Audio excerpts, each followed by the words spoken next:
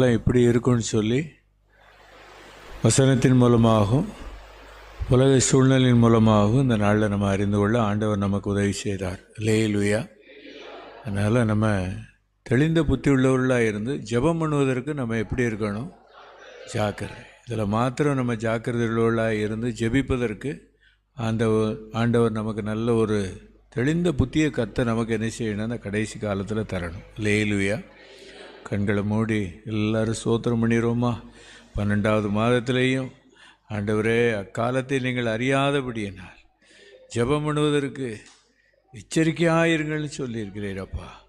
நாங்கள் எத்தனையோ காரியங்களில் எச்சரிக்கையாக இருக்கிறோம். ஆனால் ஜெபம் பண்ணுவதற்கு நாங்கள் எச்சரிக்கையாக இருக்க எங்கள் உள்ளத்தில் பரிசுத்த ஆவியானவர் உலகத்துக்குள்ளே இருக்கும்போது கூட நாங்கள் ஆமேன் ஸ்தோத்திரம் ஜெபம்னு சொல்வதற்கு எங்களுக்கு நல்ல எச்சரித்து நடத்த முடியாது ஜெபிக்கிறோம். இயேசு மூலம் ஜெபங்கள் எழுப்புதாவே.